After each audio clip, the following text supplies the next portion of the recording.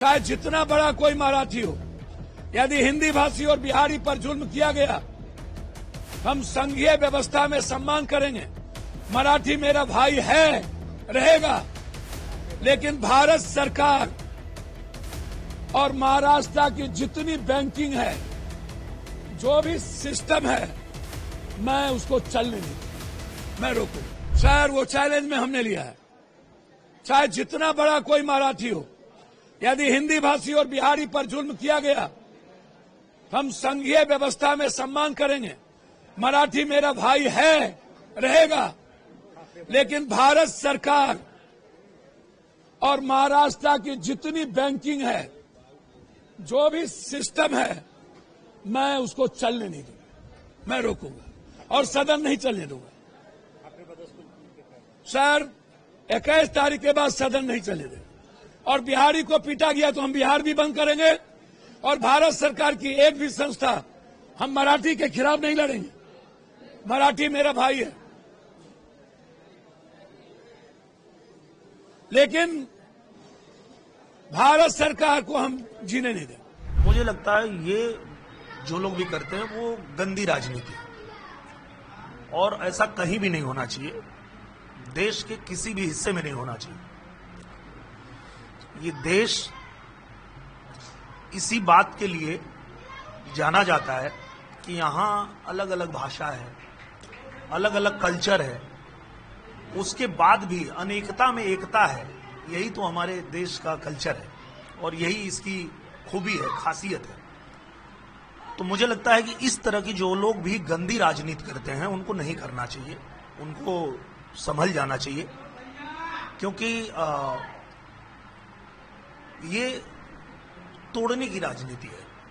आप राजनीति करिए पर जोड़ने की राजनीति करिए, तोड़ने की नहीं। तो मुझे लगता है अगर कोई इस तरह की बात करता है और किसी में दम है तो हमको महाराष्ट्र से निकाल के दिखाए। अगर मराठी नहीं बोलने पर मैं नहीं बोलता हूं मराठी, मुझे निकाल के दिखाओ।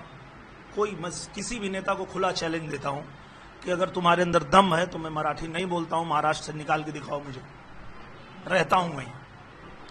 तो ये गंदी राजनीति नहीं करनी चाहिए, मेरा ये कहना है। नीतीश राणे ने कहा है कि सिर्फ हिंदुओं को टारगेट किया जा रहा है, गरीब हिंदुओं को, किसी मुसलमान को टारगेट नहीं किया जा रहा है। जैसे आमिर खान हिंदी मैंने कहा ना, इस तरह की ना गंदी राजनीति नहीं होनी चाहिए।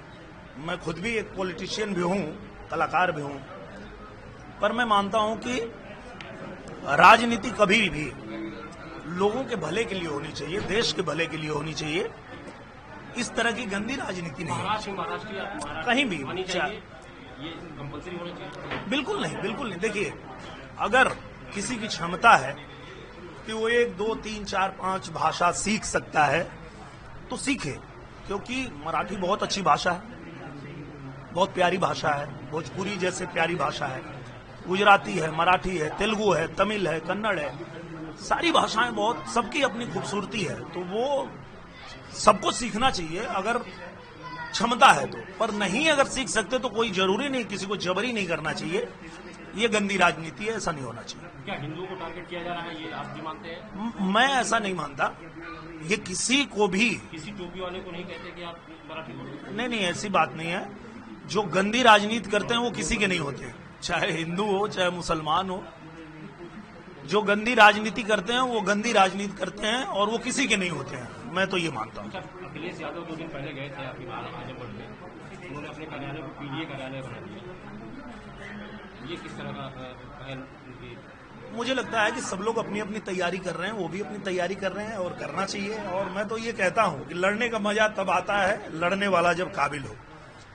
तो जब वो वहां आते हैं और वहां आकर के कुछ काम करते हैं तो हमको भी अच्छा लगता है कि भाई पहले तो आते ही नहीं थे, कम से कम हमारे आने का इतना तो फायदा हुआ कि अब उनको आना पड़ रहा है।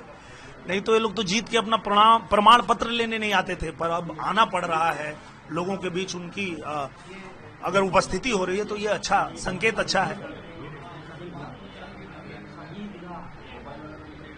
शाही ईदगाह मामले को मथुरा में था, उसके बाद हाईकोर्ट ने खारिज कर दिया कि ये विवादित ढांचा नहीं है। ये एक मामला अभी आज हिंदू पक्षी अपनी चीज को अभी फिलहाल खारिज कर दिया। मुझे लगता है कि जो मामला कोर्ट में होता है वो उस पर किसी भी व्यक्ति को कोई अपनी राय देने की आवश्यकता नहीं है और वो उस पर हमको कुछ बोलना भी नहीं चाहिए। सरकार का ये टारगेट है कि काशी के बाद मथुरा। नहीं, मुझे लगता है कि वो तो जब कानून से पास होगा तभी, चाहे हमारी पार्टी हो किसी की पार्टी हो, वो तो जब न्यायालय से जो आदेश आएगा वो फिर होगा।